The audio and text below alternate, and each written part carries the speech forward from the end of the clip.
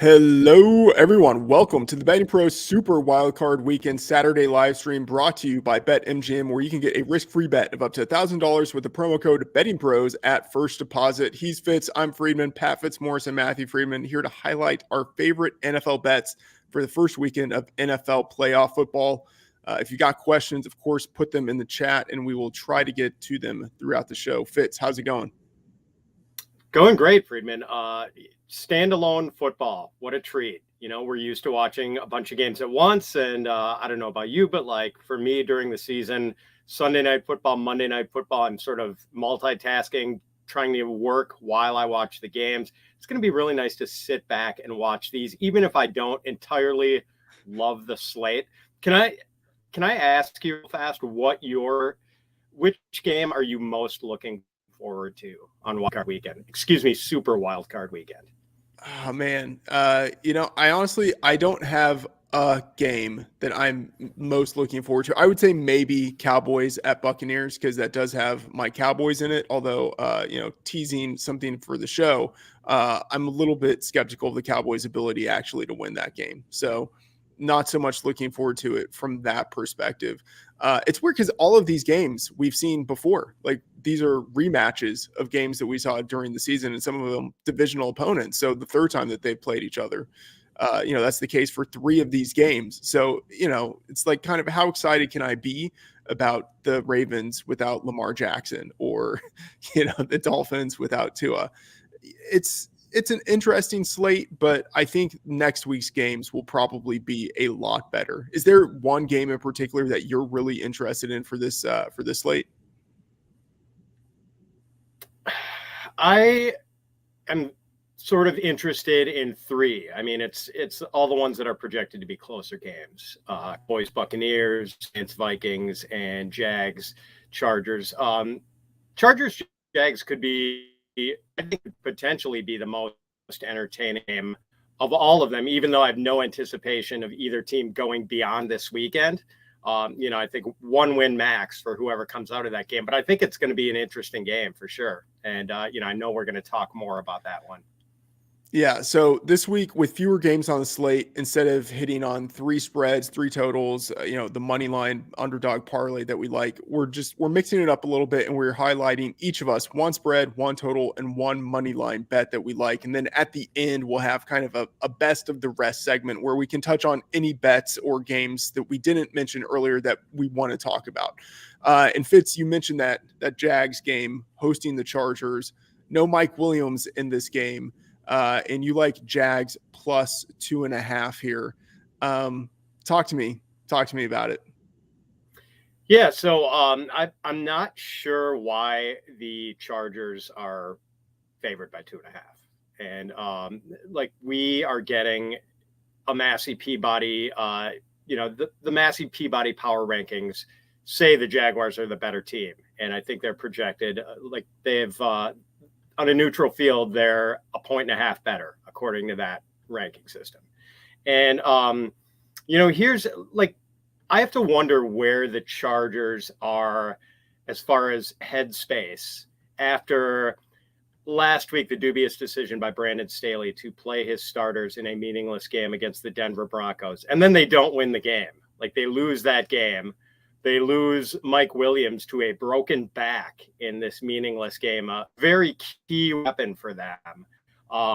If I were a Chargers player, I would seriously be questioning my coach on this. And, not at all unlike real life, where I'm constantly second guessing my boss's decisions at work. Oh, wait, that's you. Sorry, Freedman.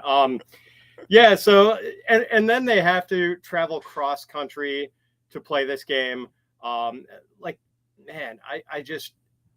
think the wrong team is favored here. I mean, I've got it projected basically at about even, but I like the Jags in the points. I'm doing a little something with the Jags in the money line here. To me, this is just the one game that sort of sticks out as far as a side where I think there's a lot of value. Yeah, I agree with you. This is the bet within our site projections that provides the most edge. We have this projected at 0.2 with a 57% cover probability. And, the number is 2.5 across the market. So I think, pretty good value here. You can get our projections, by the way, and some of our proprietary metrics like cover probability or expected value within the BettingPros premium subscription. And you have a shot to win a free upgrade to BettingPros Premium if you subscribe to the BettingPros YouTube channel and comment below on this video. If you don't want to wait for the giveaway, you can upgrade today at bettingpros.com/upgrade so you can access our projections and tools. Fitz, totally agree with you on this bet here. Jags plus 2.5. This is definitely my favorite bet of the weekend. And yeah, this might be the game that I am most intrigued by. One thing that does make me a little bit cautious about this was that the market opened at 2.5 here. It moved towards the Jags, and then late in the week, it moved back towards the Chargers, even as it increasingly was obvious that Mike Williams would not be playing in this game. That worries me a little bit. And at Circa, which is, I would say, probably the sharpest domestic sports book that we have, it is still at 2.5, but the juice has moved a little bit more towards the Chargers. So it looks like sharp money. As of this. Yeah. Looks like sharp money is on the Chargers. DraftKings also juiced towards the Chargers as of this morning. So, I mean, maybe that should be giving us pause, but I still feel like the Chargers are not the right way to go in this one. But, we'll see. Yeah. So the bet that I like outside of Jags plus 2.5 is Bengals minus 8.5. We just saw these two teams play last week. Obviously, different situations in that Anthony Brown was the quarterback. I would expect that Tyler Huntley plays in this game, and I think the market is priced as if Huntley will be playing in this game. But I still see a pretty significant downgrade from Lamar Jackson to Tyler Huntley. And by the way, Huntley is not at his healthiest. He has a right shoulder injury. He's dealing with a wrist injury. I think normal circumstances, if this were not a playoff game, he would probably not be playing in this game. And I think the drop off from Lamar to Huntley in general is not insignificant. I would put it around 3.5, 4 points, and it's not a healthy Tyler Huntley. So I don't think we should expect to see the Ravens operating at anything close to full capacity. And I think they need that in order to be able to get over this number because the Bengals, I have a lot of respect for what they've done over the past 10 weeks or so. Their defense has toughened up. Now on offense, they are missing their right tackle. Now they're missing their right guard. And so that is a problem against a Ravens defense that has gotten significantly better since Roquan Smith joined the team. But we saw these two teams play last week. I would expect the Ravens to be better on offense, but I also think the Bengals are going to be better because I don't think that they were really, putting their foot on the gas for the entirety of that game last week. They really let up in the second half. So I think we see the Bengals for a full 4 quarters of football this week really take it to the Ravens. And 8.5, I just do not think is sufficient given that the Bengals are at home. It is an opponent that they know, and I think that benefits them probably a little bit more than it benefits the Ravens. And I have them just like a half tier underneath the at this point, the Bills and the Chiefs. I think they are pretty much right up there with those other two teams. And so I have this projected at 11.5.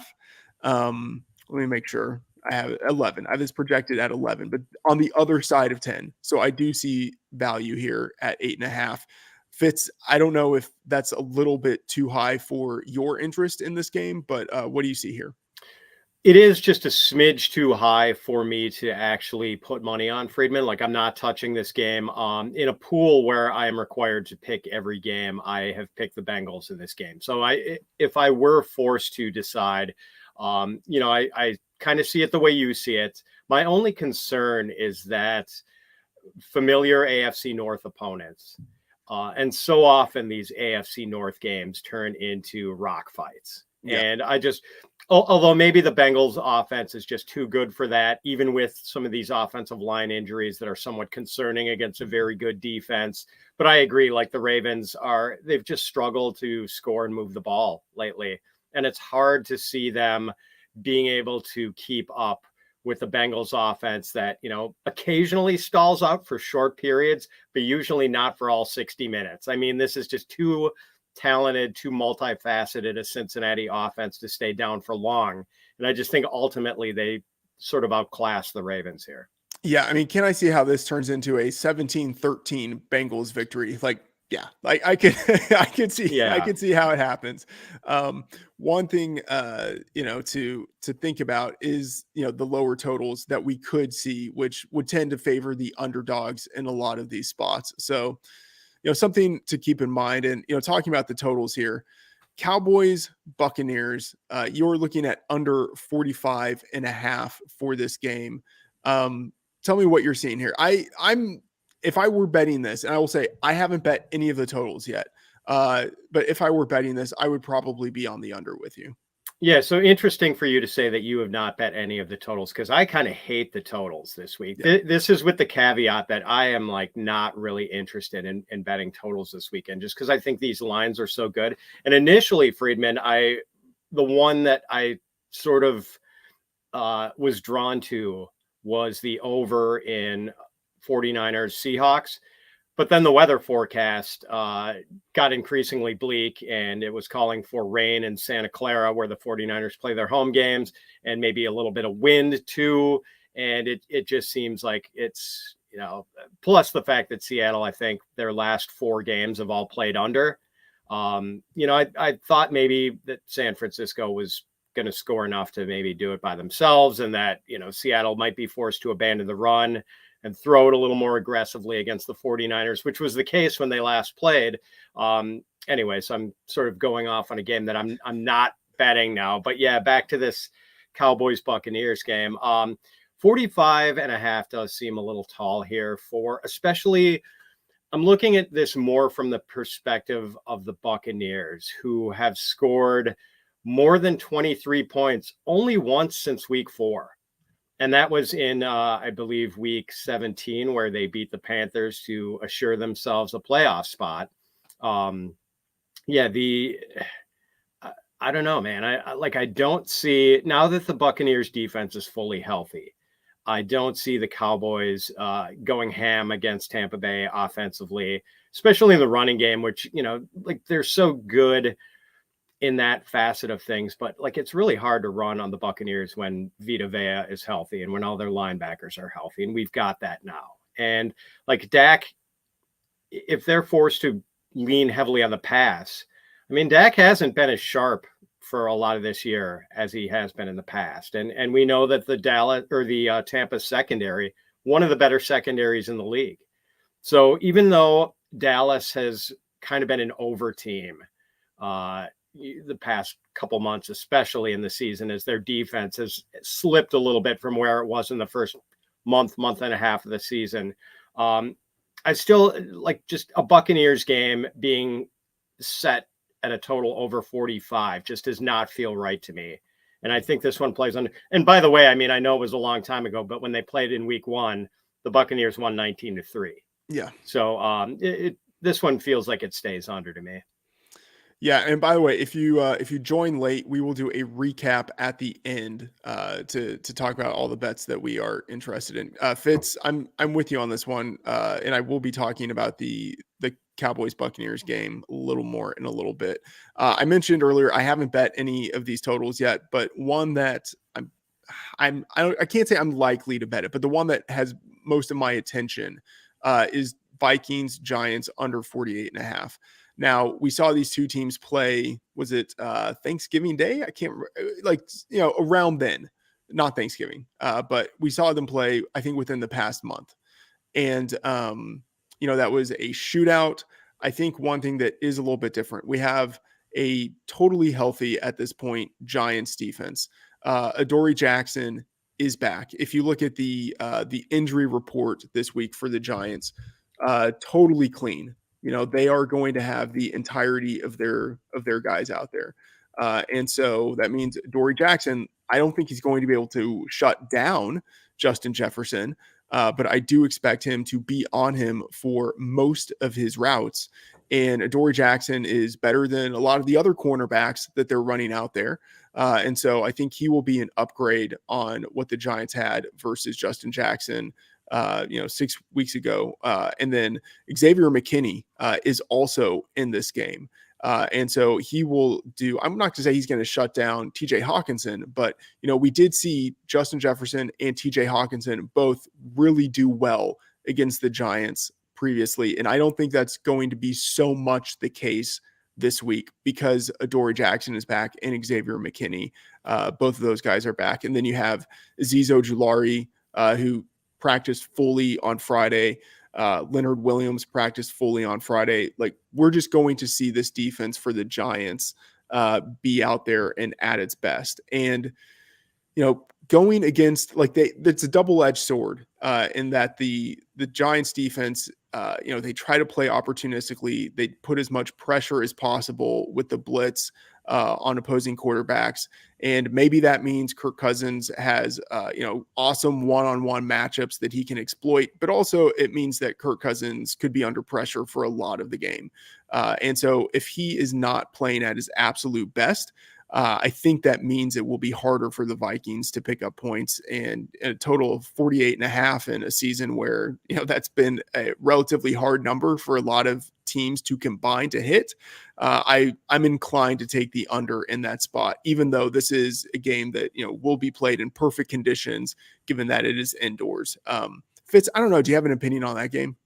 Yeah, I'm with you. I think this Giants defense is sort of the factor here where maybe this line seems like it's set a little too high. And you mentioned, like, with Adoree Jackson back, this Giants secondary is not as exploitable as it has been at times this season when they were missing him. Kayvon Thibodeau has emerged as just this absolute force recently. And, when you add a healthy Ojulari, now you're talking about a Giants team that can really put some pressure on the quarterback off the edges. And we know the Vikings offensive line has not exactly been an impregnable wall this season. So, yeah, and it's not quite a primetime game, Freedman, with the late afternoon start, but maybe in the second half, we are slipping a little bit into the primetime range with Kirk Cousins. And, we know he's not a high functioning quarterback in primetime standalone games traditionally throughout his career. So, I don't think this is quite the shootout that some people expect it to be.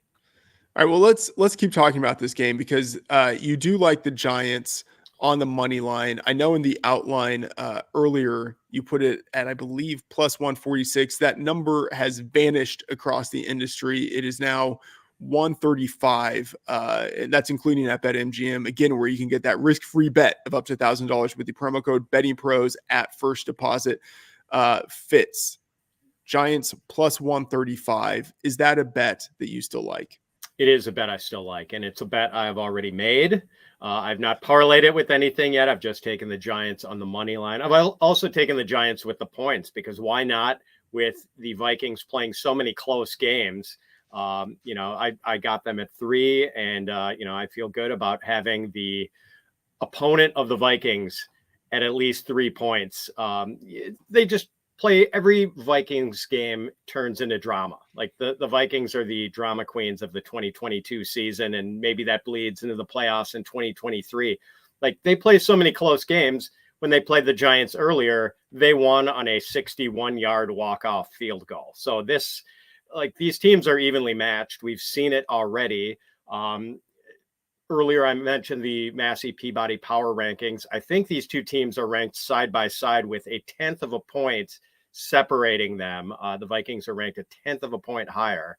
So, man, yeah, I absolutely think the Giants can hang with them, especially with the fully healthy defense that we were just talking about. Like, I think this is going to be a really tight game. I think this one goes down to the wire once again. And wouldn't surprise me at all if, given the Vikings' tortured playoff history, Freedman, talk to any Vikings fans. I've been guilty of speaking ill of the Vikings on many occasions here, but Vikings fans themselves would be the first to tell you they aren't traditionally feeling all that confident in January with the history of the franchise in the playoffs. Yeah, so I can definitely see that one there. Giants plus 135. I'm going to talk a little bit more about that game in a little bit. I'm on the Buccaneers plus 120. hosting the Cowboys. Now, I have this projected at 2.5, so right in line with the current spread in the market. But man, I gotta say, that's just a projection that doesn't take into account the nuances of the specific matchup. And I think it's a bad matchup for the Cowboys. We've seen them kind of year in and year out to start the seasons not be able to finish against the Buccaneers, and especially I know like week one, that was a long time ago. Both of these teams feel a little bit different, but they're still kind of the same. Like the Cowboys are going to want to try to run the ball. Jerry Jones has said repeatedly the team goes as Zeke goes, and Zeke really isn't going much of anywhere, these days. Like he doesn't have the explosiveness that he had 5 years ago. And Tony Pollard is, a great number 2 back, really like a number 1 back. But this is a very tough run defense that they are going against with Vita Vea healthy and Akeem Hicks healthy.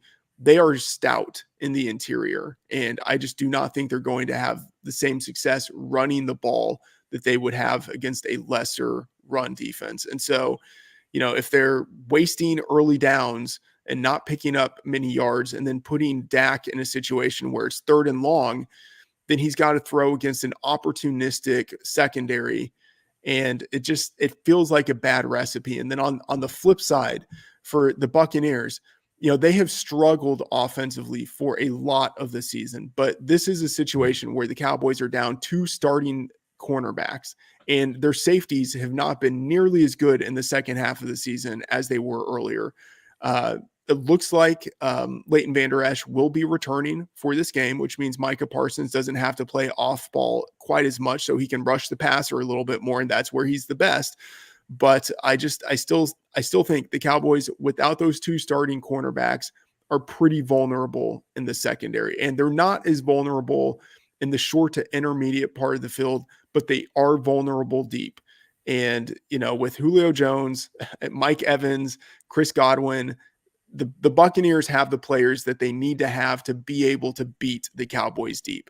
And so it just feels like a situation where, the Cowboys, they're favored, but Tom Brady is an underdog in the playoffs. Like I just kind of can't help myself in betting on this, even though the Buccaneers are not the team that they were last year and the year before that. It feels like even if they're not like sort of like rounding into form and they get crushed in the next round of the playoffs, it feels like this is a game that they are very qualified to win. Yeah. How do I know you're an anxiety-ridden Cowboys fan, Freedman, when you're talking about fearing Julio Jones? Like that? No, that's you just know I'm a Julio Jones fan when I'm talking about Julio Jones. But it's the playoffs. It's like this is when Julio Jones matters and he's healthy. And Julio Jones is the number 3 receiver going against the Cowboys, like number 5 cornerback. Like that just feels like, oh man, Julio has the chance to get one deep. Yeah, and I mean, if we are going to comp this to a recent Buccaneers matchup, maybe we do comp it to the game against the Panthers in Week 17, where the Panthers were without J.C. Horn, and they might have been down another player in the secondary. Dante Jackson. Yeah. So, and that was the game that, Mike Evans ends a 10-game touchdown drought with 3 touchdowns and over 200 yards.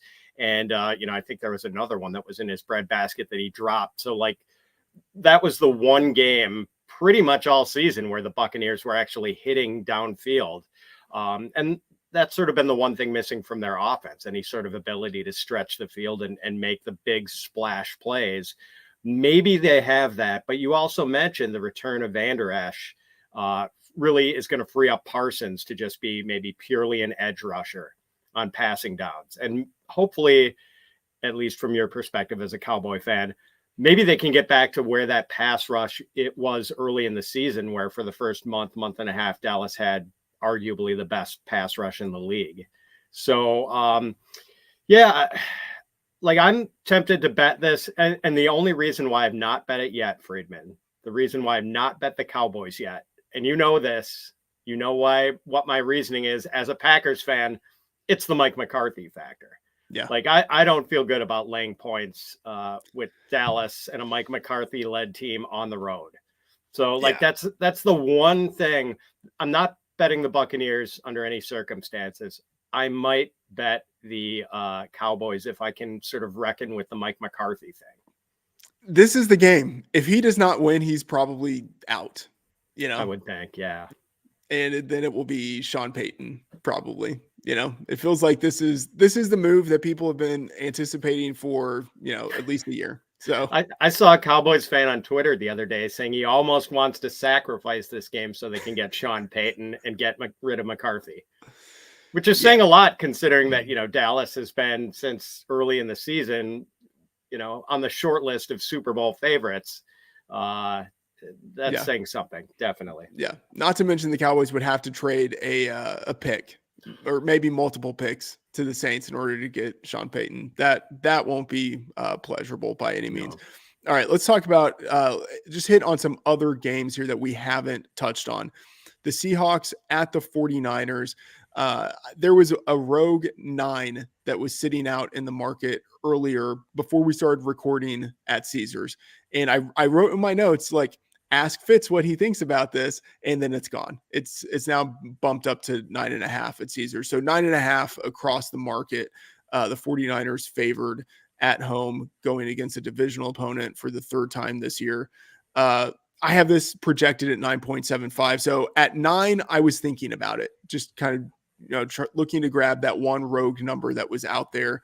At 9.5, I don't really see value. Although if I had to bet on the team, it would probably be the 49ers. Brock Purdy has just been so good to this point. And, I think in part that says something about him. It certainly seems as if he was underappreciated as a draft prospect. And in his first 2 seasons at Iowa State, there was a lot of hype for him. And he looked like a guy who might be a top 100 pick whenever he went into the draft. And then he stagnated as a junior and senior at Iowa State. And so that tanked his draft stock, but he's looking like the guy that he was early in his college career. And then Kyle Shanahan has just really schemed everything perfectly around Brock Purdy to where, like, I'm not saying Brock Purdy is getting all layups, but he's getting a lot of layups. And that just speaks to the effectiveness of that offensive system. Do you have a lean here on Seahawks at 49ers? I do have a very slight lean towards the 49ers. And maybe the one thing, well, 2 things that concern me a little bit about the bigger number are, one, the weather, that, maybe it's like we don't see either team really able to open it up full throttle. And the other thing, just you mentioned it before, these teams are playing for the third time this season. So they kind of know how the other one operates. But man, the 49ers offense, I mean, now fully healthy. They've got Deebo Samuel back. They've got Elijah Mitchell back. Like, there are a lot of different ways they can attack this Seattle defense. And one of the ways is certainly going to be on the ground, where Seattle has really deteriorated late in the season with their run defense. And then, I mean, you can make this Seattle offense tie one hand behind their back and make them be just a passing team, because the 49ers run defense has been just excellent throughout the season. I mean, only one player all year, Freedman, has run for more 60 or more yards against them. And that was Josh Jacobs, I think in week 17 when he had 69 yards. So that kind of neutralizes Kenneth Walker and the Seattle running game. And I don't know if Geno Smith just on his own can, firebomb the 49ers defense and throw for 300, 400 yards in less than optimal conditions. Wet winds of about 15 miles an hour, which I don't know. I mean, that's kind of below my threshold of concern as far as wind goes affecting the passing game. But the combination of, a pretty stiff breeze and some wet weather, like, could be a problem for passing games today. So yeah, I'm inclined to take the 49ers here. I don't love it, but I think that's probably the right side to be on. All right, one game we haven't talked about yet, Dolphins at Bills. And this game is 13 and a half across the market. There was a steady move to that number throughout the week as it, became increasingly apparent that Tua Tagovailoa wasn't going to play. And then, Teddy Bridgewater, the team wasn't preparing for him to be the starter. So we have Skylar Thompson yet again starting for this team. And so this number, I don't remember exactly where it opened, maybe around 9.5, 10 or so. But, steadily has moved towards the 13 and a half here. And this is right around where I have it projected. Let's see, I have it at 13.75. So, I don't see any value really in the market now. But let's see, actually, I did bet this on Wednesday at Buffalo -9 before we got news that it was going to be Skylar Thompson, but around that time, because it increasingly looked like it wasn't going to be Tua. So 13 and a half. If I had to take a position, it would be the Bills, but I really dislike laying big favorites, and the Bills haven't been covering a large numbers like this, but I don't think the Dolphins are really the Dolphins at this point. But do you have an opinion on this game? Yeah, I like the Bills. I've got a modest wager down on them, and unfortunately, I didn't get it at 9 points, which I would have loved to do. I know you had said earlier in the week that maybe if it got up, like what would be the threshold at which point you would consider a bet on the Dolphins, and you said 14 and a half. Yeah. And I honestly thought it might get to 2 touchdowns, Freedman. It did not get there. So anything under 2 touchdowns, I think the Bills are the right way to go. And we did see the Dolphins fight the Bills tooth and nail on that the anticipated blizzard game where the blizzard never quite materialized, and the weather conditions were decent for passing. But man, with a third stringer like Skylar Thompson, considering the pedigree there, I think he's done okay. But man, in a playoff setting against a Buffalo defense in Buffalo, I do not have any desire to take the Dolphins, even with the big number here. Yeah. In terms of passing efficiency, Tua has been one of the best quarterbacks this year, and Skylar Thompson has been one of the worst. And that's not anything against Skylar Thompson, he's done an admirable job as a 7th round, 3rd string rookie, he's just thrown into a really tough situation that I think he's probably not equipped to handle at this point in his career. And so the drop off from Tua to Teddy, I think is fairly significant. I've increasingly gained respect for Tua throughout the season with his ability to operate within that offense. And then I think the downgrade from Teddy to Skylar Thompson is also really significant. So if Tua were playing, I would say that this number should be under 7, pretty easily under 7. Without Tua and with Teddy as the finger damaged backup, I think this number should be close to 14, just a hair under 14 here. One more game that I do want to get your thoughts on, and we've talked about it already, but Giants at Vikings. This number is starting to move towards the Giants a little bit, and the juice is starting to go towards the Giants. So it's still 3 at most sports books, but you're seeing 3 -115, -114 at FanDuel. It looks like is the best number. We have -120 at Caesars. And so it would not be a surprise if we did see 2.5 pop up. And so I had on my notes right before we started the lone remaining 11 over 10, -110 number that was available was at PointsBet, but that now has even moved to -115. And I was saying earlier in the week, I was setting an alert for +3.5 in the BettingPros app. And by the way, the BettingPros app, of course, you can sync up with sportsbooks. You can get free betting advice and picks, track different experts in your own bets, and you can set alerts. So we monitor all the major sportsbooks. When one of them has a line move that hits a threshold you've set, you get an alert. And, I was setting an alert for +3.5 on the Giants. If it got to that number, auto bet for me on the Giants, but the line is moving in the opposite direction. Do you think that this number gets to 2.5? I think if it gets to 2.5, the Vikings might take money and it moves back to 3, but the market is starting to move in the direction of 2.5. And if you like the Giants fits, do you think you bet the number now, or do you think I haven't gotten the best of the number? I'd probably just stay away. Yeah, I mean, I think it's going to continue to straddle between 2.5 and 3. Like I see it being there. And I mean, honestly, as close as the Vikings have been playing so many games throughout the year, like I really glad I got that number at 3.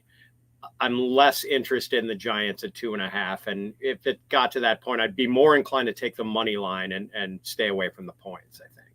Yeah. This is a classic playoff game situation for me. Like in a normal week, I would probably say, like, because I have this projected at 2.5. So I would probably see the number at 3. I would see my projection at 2.5, and I'd be like, I don't really need to touch this. Actually, 2.5. And I would say, like, I don't need to touch this, not enough value. But because there are only 6 games on the slate, and I want to be watching the games, I want to have a little action on. It was like 2.5, 3. Yeah, I'll bet it.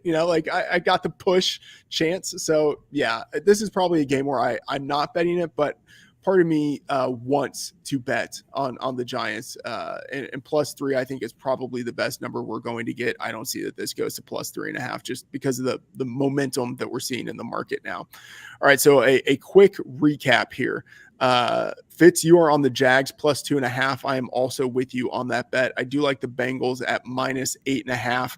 I like the Vikings Giants under 48.5. I haven't bet it yet, but if I am betting a total, that is probably the one that I am going to bet. Fitz, you like under 45.5 in the Cowboys Buccaneers game. I like Buccaneers plus 120 against my Dallas Cowboys. And Fitz, you do like the Giants plus 135 at the Vikings. We did get a question in here about, let me see here. A prop. Yes. This was from, for a second, I thought we had luminary former Carolina Panthers offensive tackle Blake Brockermeyer, but it's actually just Blake Brockmeyer. Asking about favorite props this week, player props, and he does not really like to bet unders. So as luck would have it, and if you go to BettingPros and look, you can find my favorite player props for Wildcard Weekend. I believe there were 7 of them, and as luck would have it, 5 of them were overs this week. And I think my favorite of those, and look at that scowl on Freedman's face. I know, man. I prefer to bet unders. It just kind of worked out that way that I liked more overs this week, Freedman. I'm sorry, especially in a week where we're not expected to see a lot of shootouts. But I did really like the over on Travis Etienne. And I believe when I got it, it was 75.5. It was actually the biggest rushing total on the board this week. But the Chargers have given up like the second most rushing yards in the league this year, behind only the Texans, who have been just trampled repeatedly. But the Chargers have been trampled repeatedly. They're giving up 5.6 yards per carry to running backs this year. That is just ridiculously bad. And, Etienne, basically the Jaguars abandoned the running game against the Titans last week, which made sense because the Titans are a pass funnel defense. They're good against the run. They're awful against the pass. And the Jags attacked them through the air. Totally understood. But in the 3 previous games before that, Etienne had been over 100 rushing yards twice. And the other game, I think he was like at 85 or 86 rushing yards. So I think he gets over 75.5 pretty easily today. And the other one, Freedman, I know you're not going to like this one, but I kind of like Dak over 1.5 touchdown passes today. I mean, the Buccaneers have given up 29 touchdown passes. I think that's tied for the second most in the league. And, Dak has pretty consistently, I forget the exact number, but I want to say like 8 of his last 10 starts have been multiple touchdown games, and 4 of the 8 have been 3 touchdowns. Yeah. So I do think, plus going against a Buccaneers defense that's really good against the run, I think that might skew the Cowboys a little toward the pass when they get into the red zone today. Yeah, that's possible. Excuse me, not today, Monday. Yes. Yeah, it's possible. So I have 4 player props that I've posted in the BettingPros Discord, free. So check them out there. One of them, and that isn't over, and Fitz, it's interestingly correlated with your ETN bet. JaMychal Hasty over 11.5 rushing yards. So on the one hand, it is looking at that great matchup that he has going against the Chargers. On the other hand, running back yardage is generally inversely correlated across different players. So if ETN goes off and hits the over, the odds for Hasty to hit the over are decreased. But I do like Hasty in this spot because he has been getting not a lot of usage, but enough regular usage. And he doesn't need all that many carries in order to hit the over against a Chargers defense that, as you mentioned, has allowed running backs to go off. So I have him projected for 15.3 rushing yards. So I do think that there is value there on JaMychal Hasty over 11.5 rushing yards. I got that last night at DraftKings minus 105. So that is a prop bet that I like. Let's see here. Any other questions? I think we're good. Fitz, anything else that you want to hit on before we get out of here? That's it. Maybe one more. Let me throw in one more over prop. And I don't know if you agree with this, Freedman. I kind of like George Kittle over. And maybe the number has potentially moved down. I haven't looked at it today, but with the foul weather expectation, it was set in the low 40s earlier in the week. And I guess maybe the one concern is that with Deebo Samuel back, maybe they don't need to rely on Kittle as much in the passing game. But the Seattle defense has been absolutely terrible against tight ends. And the last time Kittle went up against them, he had like 92 yards and 2 touchdowns. And that's the funny thing about the Seattle defense. Like, they haven't given up the most receptions, I don't think, or receiving yards to tight ends. But they're getting burned for 15 yards per catch by tight ends. But when they give up plays to tight ends, they give up big plays to tight ends. Yeah. When, during the season, when I was writing the fantasy favorites article, basically whatever tight end was going up against the Seahawks, that guy was going to show up in the article. So yeah, Kittle going against the Seahawks, strong matchup. I have this projected at 51.1. So I do see some value there on the over. That said, I just know that player projections tend to be high. And so my projections need to be really high, on a percentage basis over the line in order for me really to be motivated to bet it. I normally do prefer to bet unders. Just historically, that is where the value has tended to be. So I see value based on the projection, but I don't know if I would actually bet the Kittle over or not. All right, Fitz, you have a great day planned for just sitting there and watching football. I hope everyone else has an equally enjoyable time. Fitz, what are you going to be drinking while you were watching football? Oh, that's a good question. Well, probably one of the Dogfish 90-minute IPAs that you got me for Christmas, Freedman. You got me 12-pack of those. I've managed to control myself and parcel those out a little bit so that I've still got a 6-pack of those left. I think today definitely calls for one. What about you? Oh, you're still on the wagon. Yeah, still dry. So but I'm just, accumulating beers.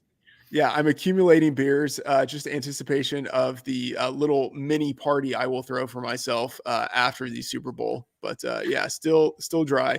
I plan on reviewing the projections that I've created projections for all of next week's games, and really actually for the entirety of the AFC and the NFC brackets, so that whenever lines go live for the coming weeks, hopefully I have my projections done and I can just bet the lines right away if there's some value. So I will probably be tweaking those as football is being played this afternoon and this evening. All right, that is going to do it for the NFL.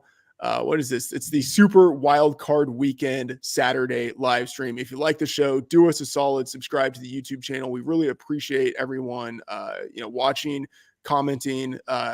Hit us up in the Discord if you have questions. The BettingPros Discord, 100% free.